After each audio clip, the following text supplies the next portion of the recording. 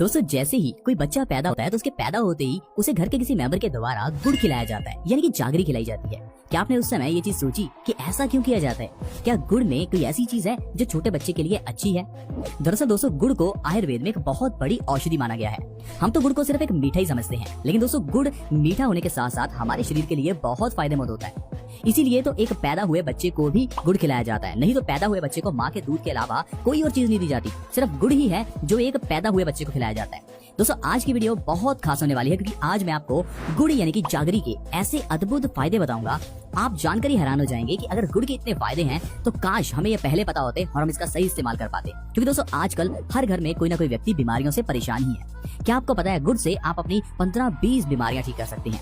आज मैं आपको गुड़ खाने का सही तरीका और उससे होने वाले फायदों के बारे में बताने वाला हूँ। दोस्तों आप व्हाट्सएप फेसबुक पर तो अपना बहुत सा समय लगा देते हैं, लेकिन जब हेल्थ से रिलेटेड वीडियोस देखने की बात आती है तो हम कहते हैं हमारे पास समय नहीं है। दोस्तों समय तो निकालना ही पड़ेगा, चाहे आज निकाल लो, नहीं तो कल आपको बीमारियों के लिए निकालना पड़ेगा। बेटर है आज अपना समय निकालो और जानो कि किचन में पड़ी हुई चीजों से कैसे कोई इंसान स्वस्थ रह सकता है, क्योंकि अगर जान है तो जहान है। दोस्तों अगर गुड़ की बात करें तो गुड़ को आयुर्वेद के ग्रंथ अष्टांग हृदयम के अकॉर्डिंगली एक बहुत बड़ी औषधि कहा गया है।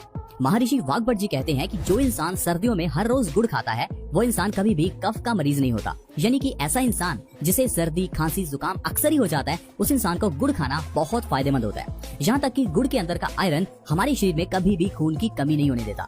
आज के समय में पूरे भारत में लगभग 4 अरब लोग खून की कमी से परेशान हैं। आपके घर में भी किसी न किसी मेंबर के शरीर में खून की कमी होगी ही, लेकिन आप उसके बारे में नहीं जानते, क्योंकि खून की कमी होने से जो हमें बीमारियां होती हैं हम उन बीमारियों का इलाज करने में लग जाते हैं।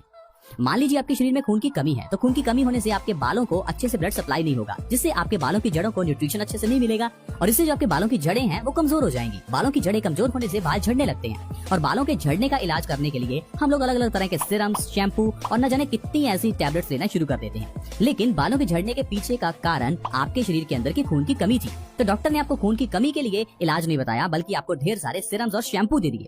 अब आप ही सोचिए क्या इन चीजों से आपके बाल झड़ना रुकेंगे? क्योंकि आपके शरीर में तो खून की कमी है।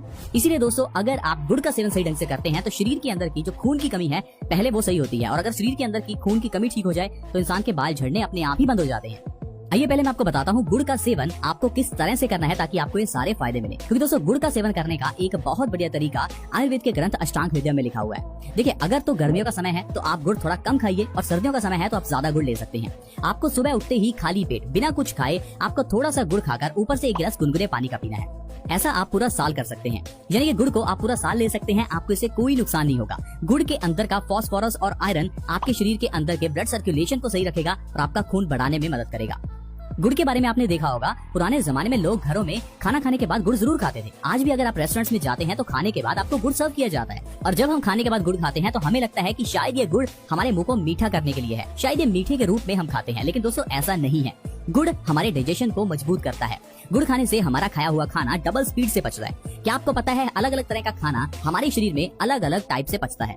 यानी कि अगर तो आप फल खा रहे हैं तो फल पचने में 3 से 4 घंटे ही लेते हैं, यानी कि फल खाते ही 3 से 4 घंटे में पच जाते हैं, और 3-4 घंटे बाद आपको फिर से भूख लगने लगती है। इसीलिए आपने देखा होगा जैसे ही आप फल खाते हैं एकदम से आपका पेट भर जाता है और कुछ घंटों के बाद आपको फिर से भूख लग जाती है। लेकिन अगर आप अनाज खा रहे हैं तो अनाज को पचने में लगते हैं 15 से 20 घंटे।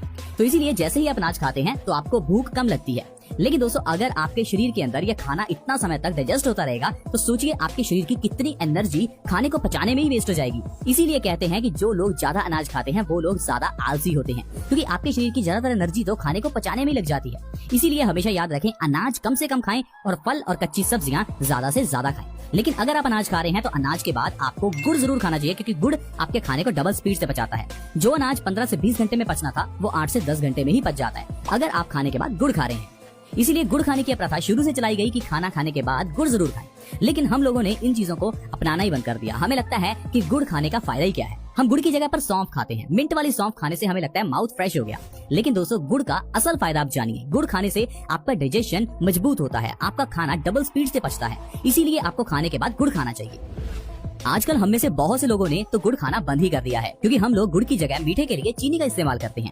हमें लगता है कि जब मीठे का इस्तेमाल ही करना है तो गुड़ क्यों, चीनी ही ले लेते हैं। लेकिन दोस्तों आप एक चीज समझिए, हमारे भारत में अंग्रेजों से पहले चीनी होती नहीं थी। ये चीनी अंग्रेज हमारे भारत में लेकर आए, और जब से इस चीनी का इस्तेमाल हमने करना शुरू किया है तब से न जाने कितनी बीमारियां हमारे शरीर को घेर चुकी हैं। क्योंकि दोस्तों जैसे ही आप चीनी खाते हैं आपकी इम्यूनिटी वीक हो जाती है, क्योंकि चीनी के अंदर ढेर सारा कार्बोहाइड्रेट्स होता है, और ये कार्बोहाइड्रेट्स आपकी इम्यूनिटी को वीक करने लगता है। जैसे जैसे आप मीठा खाते रहते हैं आपकी इम्यूनिटी वीक हो जाती है, यानी कि आपका शरीर बीमारियों से लड़ने के लायक नहीं रहता। इसीलिए लोग डायबिटीज, हाई ब्लड प्रेशर, जोड़ों के दर्द, बालों का झड़ना और न जाने कितनी बीमारियों का शिकार हो जाते हैं। दोस्तों, अगर आप स्वस्थ रहना चाहते हैं तो आप चीनी खाना आज से ही बंद करें। दोस्तों, हम सभी के मुंह के अंदर बुरे बैक्टीरियाज होते हैं और जैसे ही आप मीठा खाते हैं, जैसे ही आप चीनी का सेवन करते हैं तो ये बुरे बैक्टीरियाज आपके मुंह में डबल होने लगते हैं। ये बैक्टीरियाज बढ़ने के बाद आपके मुंह के अंदर एक लैक्टिक एसिड नाम की गैस की प्रोडक्शन करते हैं और जैसे ही ये लैक्टिक एसिड छोड़ते हैं आपके मुंह से बदबू आने लगती है।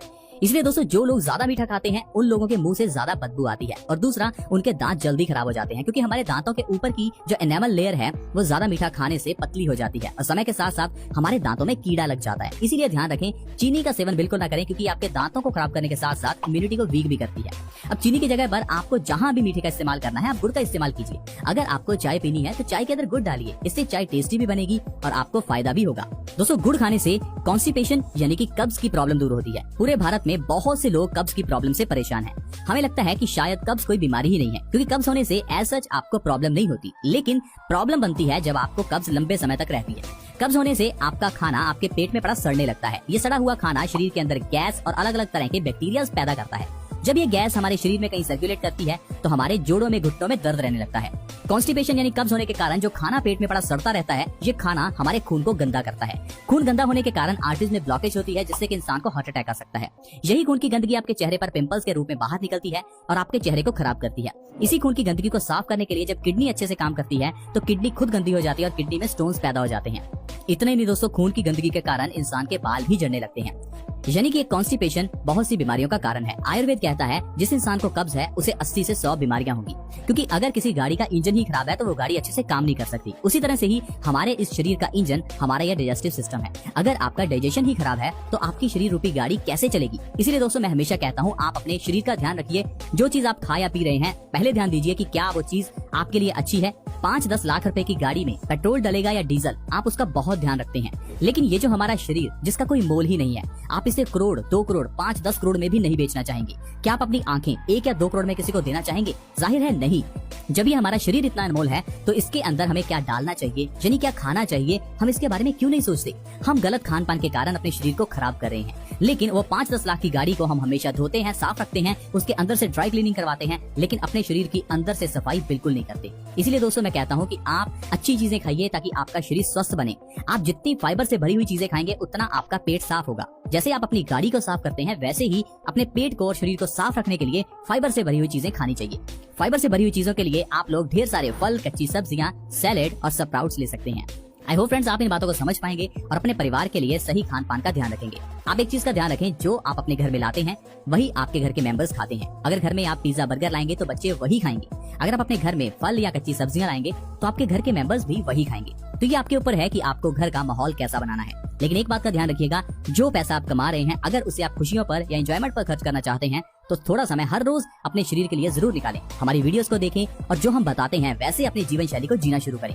ज्यादा फ्रिज का इस्तेमाल भी शरीर के लिए गलत है। अगर आप हर रोज फ्रिज का ठंडा पानी पी रहे हैं तो ये भी शरीर के लिए गलत है। अगर आप ज्यादा खाना बनाकर फ्रिज के अंदर स्टोर कर लेते हैं और बार बार गर्म करके उसे खाते हैं तो ये भी शरीर के लिए गलत है। कहने का मतलब है जो पुराना लाइफस्टाइल था वो बहुत अच्छा था, आजकल का ये लाइफस्टाइल हमारे शरीर को खराब कर रहा है। थोड़ा समय अपने दादा दादी के पास बैठिए और उनके जीवन के बारे में जानिए कि कैसे उन्होंने इतना स्वस्थ जीवन जिया। मेरे दादी जी की एज 100 साल से ऊपर है, लेकिन फिर भी उनको कोई बीमारी नहीं है। उनका ब्लड प्रेशर आज भी नॉर्मल है। उनको डायबिटीज, कैंसर, हार्ट अटैक ऐसी कोई बीमारी नहीं है। क्या आपको पता है इसका कारण क्या है? दोस्तों, इसका कारण है उनकी लाइफस्टाइल। अपने समय में जब उनको पानी की जरूरत होती थी तो वो बहुत दूर घड़ा लेकर जाते थे और वहाँ से पानी भरकर लाते थे। कपड़ों को अपने हाथ से धोते थे। आज की तरह नहीं कि कपड़ों के लिए तो मशीन है और पानी के लिए नल है। दोस्तों, जितना हम अपनी जिंदगी को आसान करेंगे उतना ही हम बीमारियों को भी अपने शरीर के अंदर आने के लिए आसान कर रहे हैं। यानी कि आपको शारीरिक कसरत करनी है। अब शारीरिक कसरत का मतलब ये नहीं कि जिम जाना है। दोस्तों, जिम जाकर तो आपको फायदा नहीं होगा, क्योंकि जिम में जाएंगे तो वहाँ पर आपको इंडोर में ही रहना पड़ेगा और इंडोर में रहकर आपको वहाँ ताजी सांस नहीं मिलेगी और जिम में जाकर तो इंसान बीमार